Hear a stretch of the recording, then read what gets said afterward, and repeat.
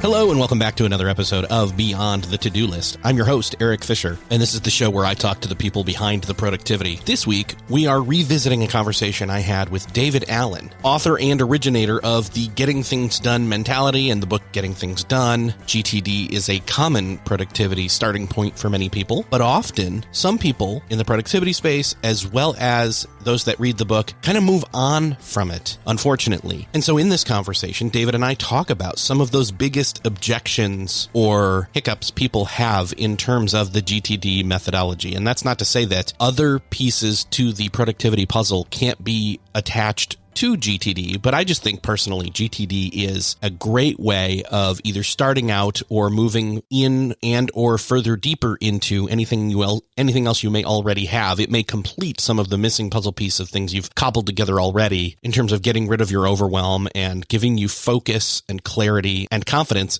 and helping you often organize and actually do that homework that needs to be done in order to dig deeper into what is the next task necessary for these projects that you've got in front of you. Because often that's what's keeping you from doing anything, is not knowing what's next on that project. So I'm going to get out of the way and just say, enjoy this conversation with David Allen.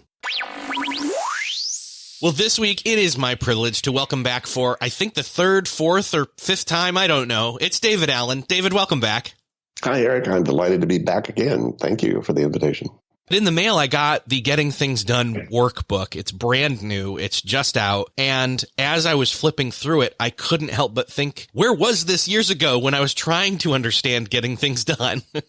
Well, that's why we did it, actually. The original book came out in 2001. I read it a couple years later, 03, 04, somewhere in there. And I was still a few years fresh out of college, sitting doing data entry, and during my lunch break was sitting and reading the book. And it blew me away. Obviously, that book, because you had an updated version that you came on and talked about a while ago. When was that? 14, 15? 15, yeah. 15, yeah. Basically, the goal there was update the language, update or streamline the approachability to the methodology. And then if that wasn't enough, then you came out with Getting Things Done for Teens, which in a lot of ways is even a more simplified version of it. It was great to have that come out and be a way for me to approach getting things done that my daughter, who just started high school now and really needs it and is in, we're going through it. And in fact, I think we're going to go through the workbook too. And now the workbook.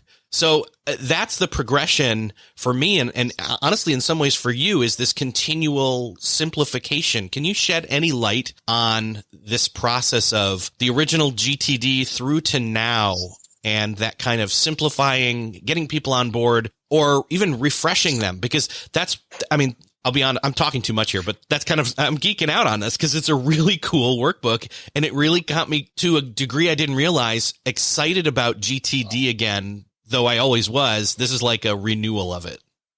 Well, it's been, the progression has been agonizing, quite frankly. I'm not an instructional designer. I'm not even a really good trainer. I'm a pretty good presenter. I can sort of turn people on with it, but in the early days, I didn't ever want to do anything less than a full 2-day seminar where I delivered the whole game that I had uncovered, discovered, formulated, in all these years and a lot of experience. And anything less than that, I thought I was doing short shrift because it's such a holistic model. And so the book was daunting for most people. I could get people enthralled in 2 days, but they'd walk out and not do anything. They'd walk out hypnotized and think, well, gee, that's really great stuff, but I have no idea how to do it and what to do. So it's been really a long process of connecting with people who do know, a lot more about, the difference between presentation and training is training actually changes behavior. Or that's its objective. Presentation just says, ta-da, hope you like the presentation and get something out of it.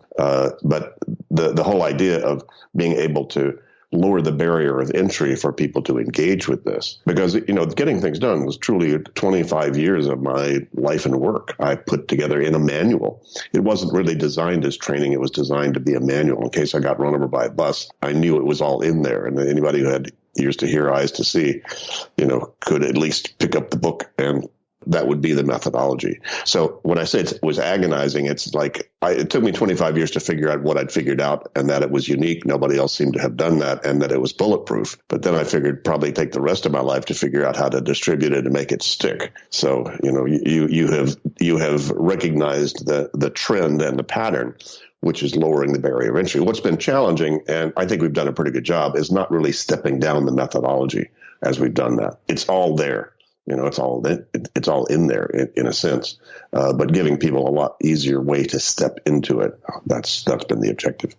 If there's anything I can speak to in terms of the strength of the workbook, it's just the clarity and the speed at which somebody could sit down and go through this workbook and understand the methodology. They could create a workflow, they can create a system, and they can understand the 5 steps of GTD and then even the 10 moves inside of the 5 steps. And now, even as I say that, it sounds like I'm making it more complicated, but it couldn't be less complicated as you look at this workbook.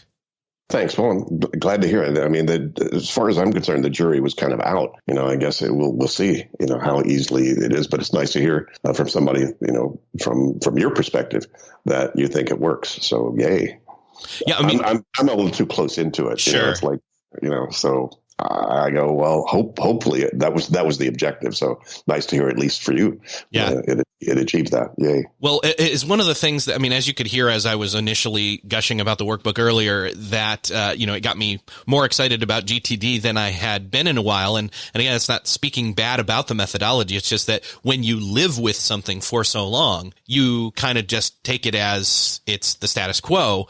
And I think what this did was refresh and even recalibrate or, give extra clarity to it, not just for myself, but I finally, I'll give you this. This is my highest paid compliment here. I, from this workbook, figured out, I now know how to get my wife on board with GTD. So I guess in a sense, you've finally hit the jackpot with this workbook, in terms of getting the message and the methodology of GTD across, that somebody else can teach someone who's averse to it how to do it. Mm-hmm. Yeah. Well, you can lead a horse to water, but but hopefully make the troughs easier for them to drink from here. So I thought that what might be interesting, since we're talking about simplifying the methodology, what if we did a quick overview of GTD again for the last time or for the next time or whatever, and then kind of dip into, again, some of the places that people have objections or comments or questions when it comes to the methodology. Sure. This is probably the simplest 20-second version of it, is to make sure that any potentially meaningful thing that you can't finish the moment you think of it, but might need to decide or do something about it, at some future time, you need to capture that. That's step 1. Write it down, get it out of your head into some sort of trusted bucket. You then need to decide what specifically you are going to do about it or committed to do about it. What are you committed to finish about it? So action and outcome thinking is just a thought process you apply. That's step 2, is clarify what you wrote down. And then step 3 is to organize the results of that thinking. Here's the action step I need to take about Mom's birthday. Here's the project called Give Mom a Birthday Party that I need to put in a project list. That's then organized. I need to then park reminders in the right places that I'll see them at the right time, so nothing's going to slip through my cracks. That's the primary sort of first 3 things. And then you need to, the step 4 and 5 is reflect and engage. So I need to reflect on the contents of that stuff. I'm at a phone or I have time to run my errands. Let me go look at all the stuff that I've already determined the work that needs to get done. And then I engage. So I engage my attention in my activities in a trusted way, as opposed to, gee, I hope this is right. So that's the simple aspect of it. Then you ask, where do people sort of fall off or resist or push back on this? People say, do I really need all that? Sounds like a lot of work to do. That's one kind of objective that tends to show up, because everybody is already feeling overwhelmed. Gee, do I have to do something else in addition to what I already have? And the truth is that it's not any extra work. It's decisions you're going to have to make about all your stuff at some point anyway. It's just the change in behavior there is to make those decisions when things first have your attention, as opposed to when the heat of the situation gets so hot you have to make a decision.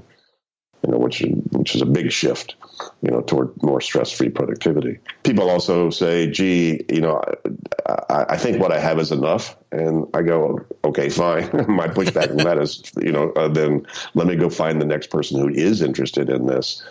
It's kind of like the old sales thing, get to know as fast as you can, and so you don't waste your time of theirs. I think a lot of times people think that time management and productivity has a good bit of baggage around it, as a concept. People, usually when you use the word, people think corporate OCD, button down, work harder, stress more, sweat more, which is really sort of an inaccurate and a rather immature way to think about what productivity is about. Productivity is simply about achieving desired experiences or results. So, if you go to a party to boogie and don't boogie, it's an unproductive party. So productivity really has a lot to do with just outcome and action thinking, which is something you actually have to train yourself to do. It is true, you're not born doing that. So it is a new kind of a behavior to challenge people about. Any kind of a change is a change, and going to throw people somewhat out of their comfort zone to do it. So those are some of the most common resistances people have to what they think that getting things done is about.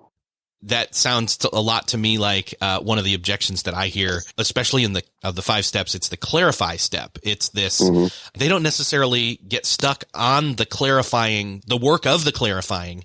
It's that they get stuck in the procrastinating of getting to the point of the clarifying. I think you actually even put it this way in the book. We need to think about our stuff more than we think we do, but not as much as we think we might have to think about it.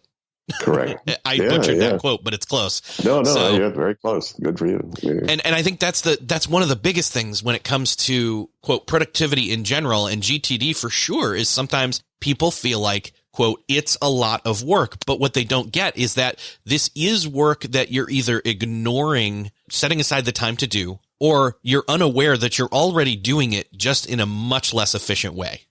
Yeah, and I just read a quote. Sorry, I'll butcher it, and I'm sorry, I don't know who the source was, but it was brilliant. He said, "Work is not hard to do. Deciding what to do is the hard thing."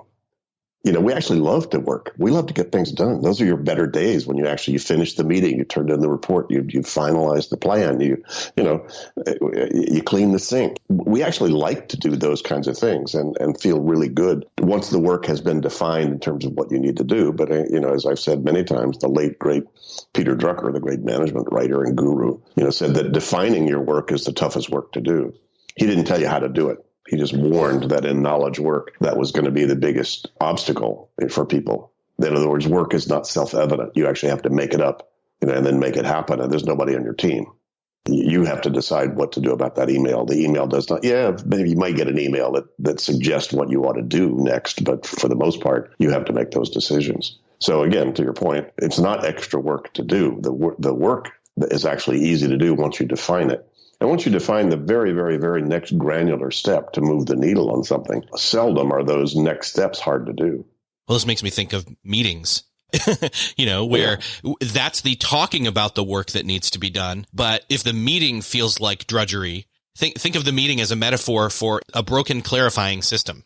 Right? Yeah. If we're not clarifying what the next actions are, or even what we want the outcomes to be in that meeting, then obviously the meeting is unproductive. And so that's what it feels like. We take our experience with those meetings, but then we distill it down into our own productivity system or methodology when it comes to this clarifying step. But then it's just a committee of one. We already know what that person thinks. Yeah. Well, and the problem is bad meetings produce bad emails, which produce bad meetings, which produce bad emails, and it's a sort of a never-ending sinkhole, of unproductive and frustrating, kind of experiences that a whole lot of people have. I think one of the other pieces and this even comes in the step prior to clarify, is the capture step. People have a lot of issues here as well. When they're like, well, how many capture tools should I have, is one of the things we hear a lot. I know you have a great answer for that. As many as you need. Well, and then they drill down and say, well, okay, but as many as I need, does that mean it needs to be all different forms? And I know you and I have discussed in the past, digital versus analog, and it's the answer is yes. Yes. Whatever is going to work for you. And honestly, and here's another memory that's just hitting me right now is, reading GTD for the first time clarified to me why I kept feeling this desire to carry around. This is before digital was like a mobile thing. Carry around a really tiny, I don't know, the size of one of our phones these days, our smartphones, a little pad that I could stick in my pocket, and a pen that was a click pen that, I would make sure doesn't stab me in my pocket. So I could pull it out and write things down. And that was something that I picked up in high school, just randomly, just thinking, if I don't write this down, I'm going to forget. And obviously, because our mind is not set up to be that capturing tool. Yeah, it did not evolve to remember, remind, prioritize, and manage relationships between more than four things. So, that's, and it's another, I think, one of the reasons, Eric, that people resist that whole capturing process is, I think, and I can't really prove this, but at least anecdotally, it's because it gives people a false sense of control to keep it in your head. I'm hanging on to it. You feel so out of control and vulnerable to begin with, you don't want to externalize that and actually have to grapple with it. So you try to just hang on to it. So it creates this sort of psychic constipation. Or they don't decide to capture because they don't have the follow through or the setup, the trusted system that then a capture would then feed into, that something's going to be done with that thing they captured. Right. And most people it's kind of like I suggest people get, and that's one of the moves, in the workbook is get yourself an in basket, and you need one at home and one at work. You also need something that serves that function in transit. And people go, ooh, an in basket in my house. I don't want an in basket in my house. And if you don't have an in basket in your house is your in basket. So it's not a matter of whether you have one, it's a matter of size. So most people's in baskets, their first capture place is the first flat surface inside their door. And then that gets so overwhelmingly full of all kinds of stuff that hasn't been distributed to the right people to make the right decisions about it, that it spills over onto the kitchen counter between the dining room and the kitchen. And then that spills over onto the dining room table. Half the dining room table is oftentimes, an in basket. I've been there, I've seen them. So, get one spot for you and one spot for everybody you live with, so that they know, hey, if I need you to see it. So, if your wife resists having an in tray, say, well, gee, dear, if I have something important that I need you to see and that you need to see and you're not here, where should I put it? And then make that her functioning in basket, wherever she says. That's it. Even that can change a relationship. Believe me. I feel like you're describing my life. This is over the past few years here, the process that we've been going through here. Yeah, exactly. With the first flat surface that's through the door, as well as luckily I started getting into the rhythm of anything that came through the door, I was the one who would receive it. And then my inbox here on my desk was where, which became the family inbox. And then that was able to kind of model it for people. One of the things, though, that comes up is what do you do to clear out that inbox, and at what kind of intervals? Obviously, one of the quickest ways is to follow the 2-minute rule. And I, in fact, will do that, although sometimes I'll save up a bunch of 2-minute things, like paying bills, for example, which is one of the primary things that shows up in my inbox. I do not receive those all digitally. Some of them I do, but I will save those up, and I will designate a certain point in time once a week where every bill that's come in since last time, that's when all those 2-minute rule, 2-minute bill pay rules will show up, and I'll just check them all off, and I don't have to think about it. It's not on my mind. It's sitting there in an inbox, or better yet, sitting there in a folder that's not in the inbox anymore. I've processed it out of the inbox into the bill folder for the next time on the calendar when it's time to sit down and pay those. Yeah. That's even further down the system, actually. Yeah. No, that's good stuff. So, but some people out there are like, well, a 2-minute rule, like, here's the thing. If I pick something up and I think it's 2 minutes, but then it turns into more, they get stuck and kind of frozen. And they're like, this is now taking me more than 2 minutes. What do I do? Do I follow through here? Do I set this aside? I still don't even know how long of a task this is. It's almost turning into a project. Yeah. Well, there's a great solution for all that. Just get older. Okay, what do you mean by that? Care less, or just your experience will let you know how long these things take. Yes, exactly. That was the point right there. Is one of the other things. Then this goes back to talking about people getting locked up on the clarity. The clarify step is wisdom, experience. do enough clarifying, and clarifying gets easier. It's like training your muscles. It finds it easier to do. It is a cognitive muscle to train.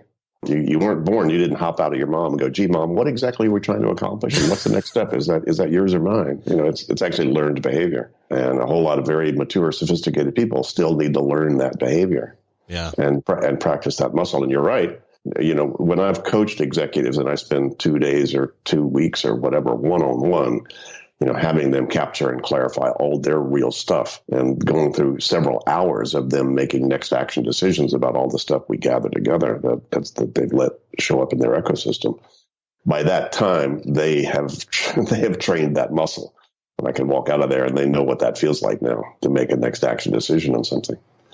And, I still I still resist it, but it's one of the best habits in the world is to empty the in tray. You asked initially, so how often, what kind of recursion do you have? Well, after 35 years of doing this stuff, I pretty much empty out and clarify and organize all my stuff every 24, 48 hours. 72 maybe sometimes if I'm on a real roll and traveling a bunch. And, I'm doing sufficient emergency scanning to make sure nothing's going to blow up on me. And I know I will get to it, within a reasonable period of time.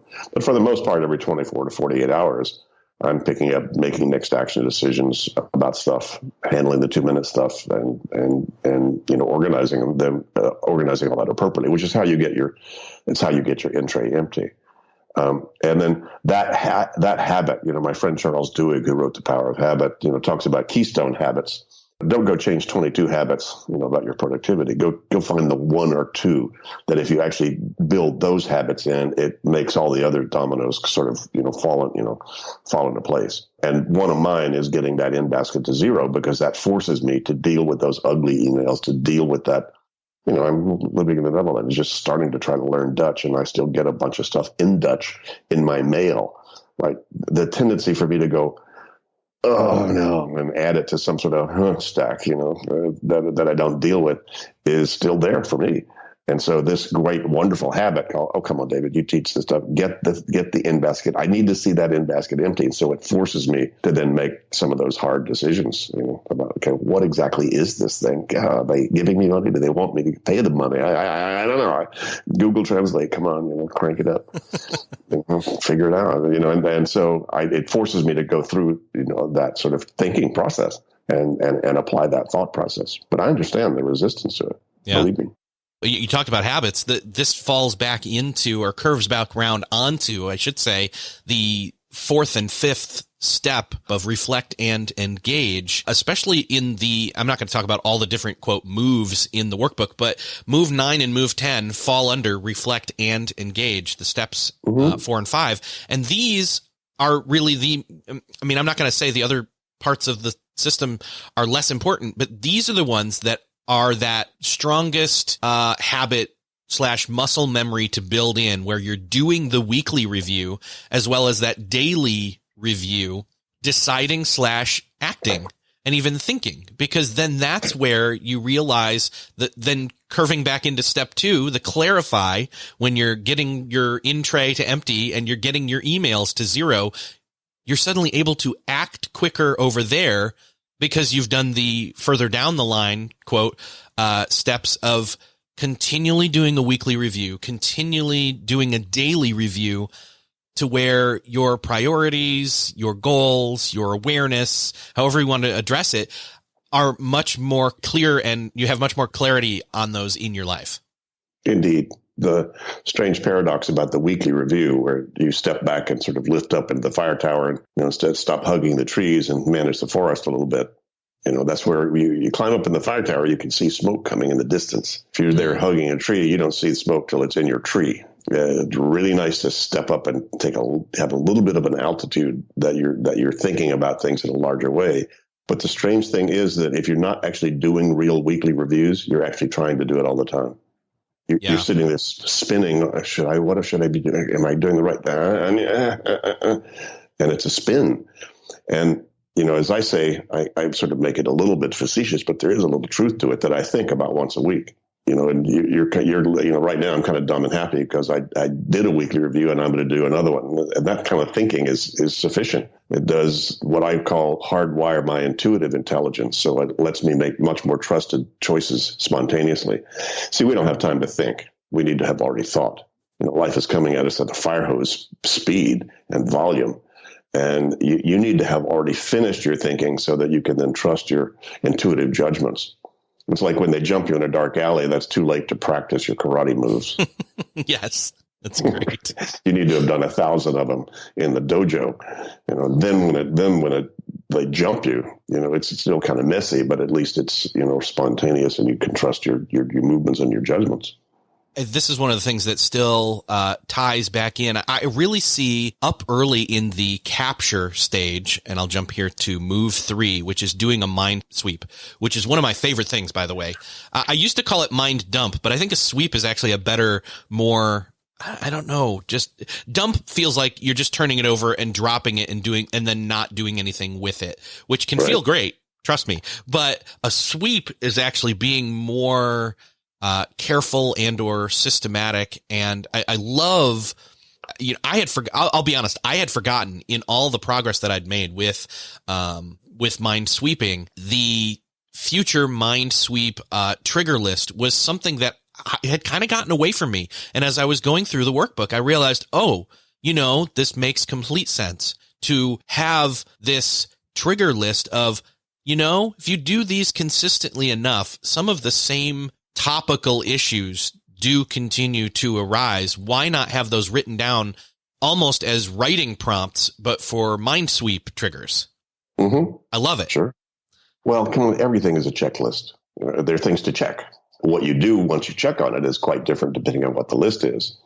I have a list of restaurants that I might want to go back to in Thailand, and in Berlin. I don't need to look at those checklists unless I'm going to be in Thailand or in Berlin. And so, but a checklist of things that I ought to be asking myself on some consistent basis. Is there anything about that I need to grab or whatever? Because it gets pretty subtle, those loops that we open internally.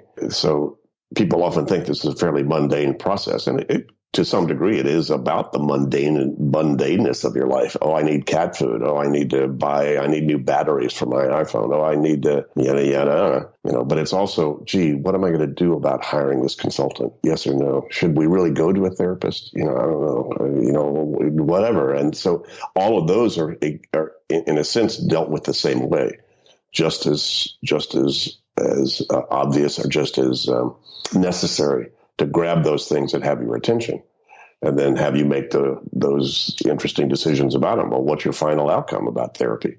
Why do you think you need it? What would be wildly successful about all that? What's the outcome you're after? And what's the next action? So you apply this to multiple levels of sophistication and subtlety. But getting really, really clear, if you want a really, really clear head, to your point, you're going to need to take a look at, all of those things that potentially have your attention, subtle or not.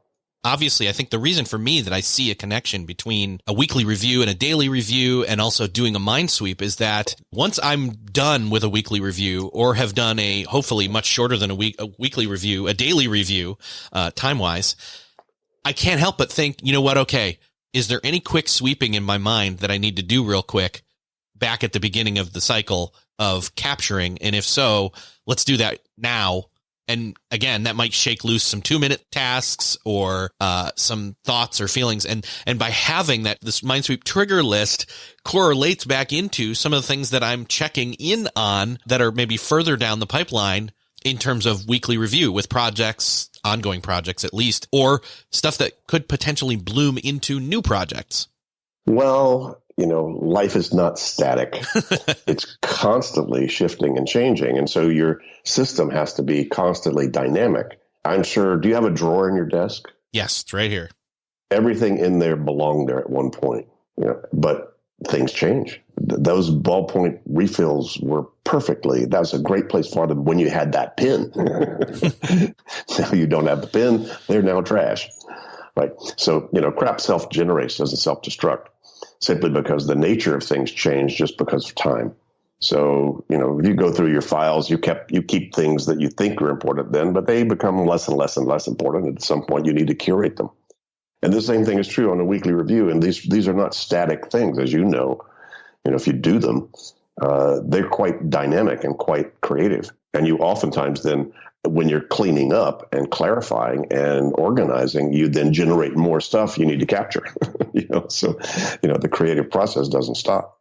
It's one of the reasons that the people actually most attracted to GTD are the people who need it the least. They're already the most creative, aspirational, inspirational, positively focused people. That's actually why they are so attracted to GTD, is because they've sort of thrown themselves out of their own comfort zone with their own creativity and productivity. They've just created so much more that they haven't been able to catch up with, and they need to upgrade their systems, to be able to do that. And they already know the value of system. They already know the value of this kind of thinking process. So those are the good news about my professional life is I've had the opportunity to spend thousands of hours with some of the best and brightest people you'd ever meet, because they were so attracted to this work. One of the other objections that I've seen, it comes up in the weekly review process, where they didn't originally think that it was a project, it was a task, and then it blooms into a project. Again, this is one of the things that as you get as you get more experience with it, you become more adept at discovering that and then transforming it and moving forward with that. But what do you say to people who are like, oh no, this task just became a project. What do I do? Yeah, say, well, congratulate yourself. You're learning. You're getting better and better at it. I still have to work at that. I'll be doing some stuff and then realizing, wait a minute, you ever made a phone call that you thought would end something and it didn't? Mm-hmm. It turned into something weird and strange and took a weird left turn, and now you got off the phone and now there's still something that needs to be resolved or clarified that you didn't expect. And that's when recognizing that, and if that will take more than one step to resolve it or complete it, you now have a project. But that's why the weekly review is sort of the safety net to catch those kind of things, because those are subtle. They're subtle for me too. I go, David, oh, come on. Okay, now I got a project. And I just go to my project list and add, R&D. Okay, I need to look into X, Y, and Z. Or now I need to finalize X, Y, and Z. And many times, some things get completed and they produce another project simply out of your inspiration or good ideas or your creativity. And so starting to recognize when something emerges that you're not going to be able to finish and write off as done, in one step, that's very creative process. You just illustrated what the obvious, or I should say the what should become obvious as you've done it enough times, is with every new project that suddenly springs out of what was originally just a task, is identify what is that next action for that project. Yeah, indeed. What about for people out there who maybe aren't as in control of their own tasks / projects that are delegated to them, or if they're delegating them to other people? That's another place where things get really murky for some of us. Yeah. And, a lot of people say, gee, why even bother trying to get organized? I get too many interruptions and too many things get thrown at me ad hoc kind of as they come at me, and I just have to deal with them. And, many times that is the nature of somebody's job. And so, as I say, you better handle everything that you can handle and that you can control, so that when those things you don't expect to happen, you can deal with them elegantly. As I say, there's one organization that never has fires and crises and interruptions, and that's the fire department. Because they're organized for that. Yeah, they're ready. Yeah.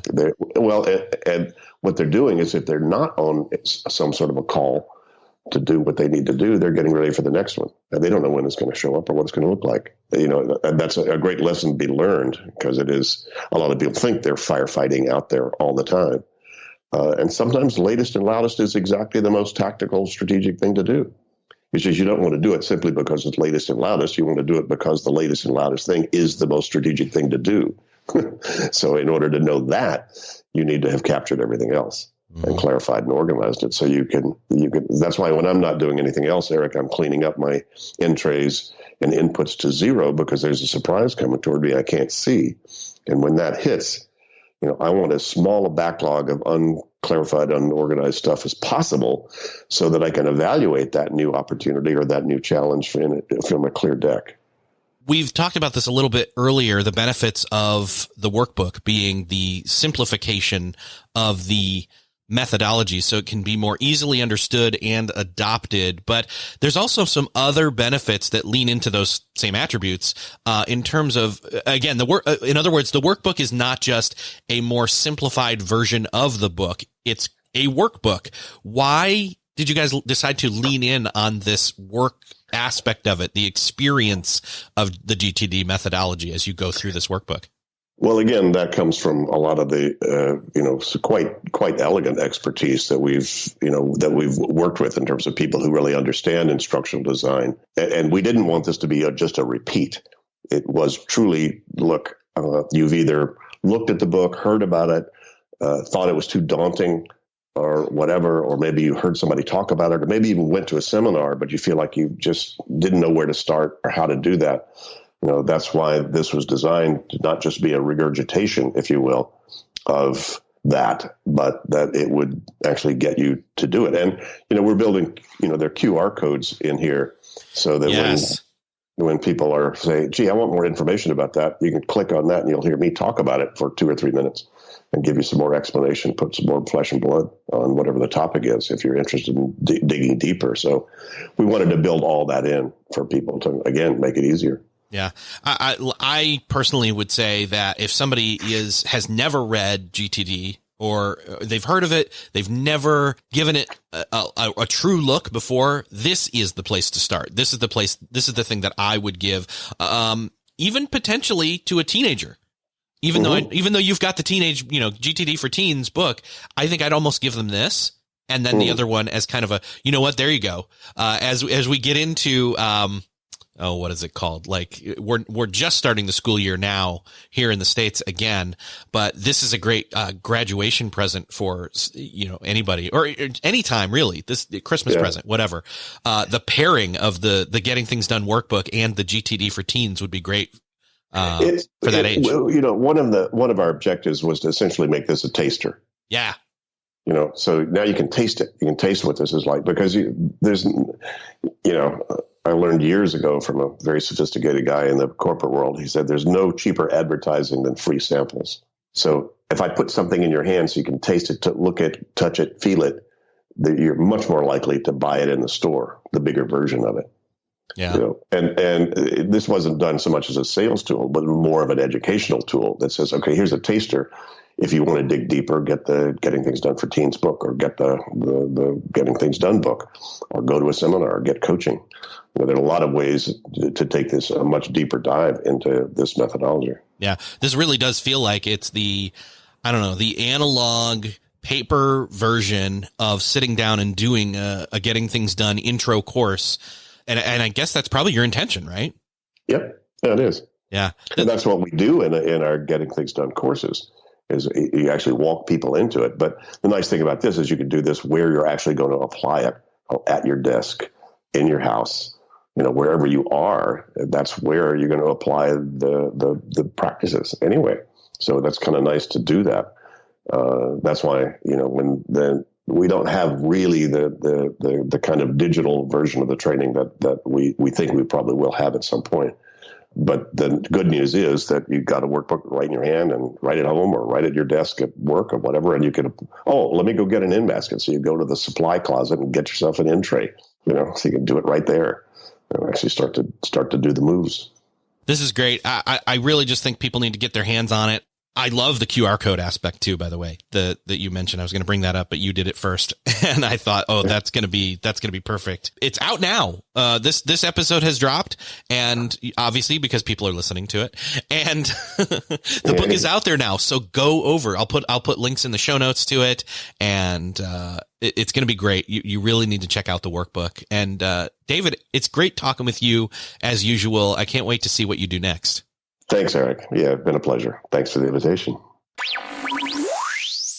Well, that's another podcast crossed off your podcast listening to-do list. I hope that you enjoyed this conversation with David Allen. I know that I always like speaking with David. He was so gracious to come on the show years ago. Within the first 10 to 15 episodes, I think, when I first got started, has been a regular returning guest ever since. And as I say in that conversation with him, the Getting Things Done workbook is pretty amazing. It is definitely maybe a better starting place for productivity in general, but GTD specifically than anywhere else. I've linked up to that in the show notes. You can go check that out at beyondthetodolist.com. Just search for David Allen. You'll find this episode's show notes. If you found this episode helpful, would you do me the favor of sharing this with somebody that you know needs to hear it? Click that share button in whatever podcast player you're listening to this on. And thanks again for sharing. Thanks for listening, and I will see you next episode.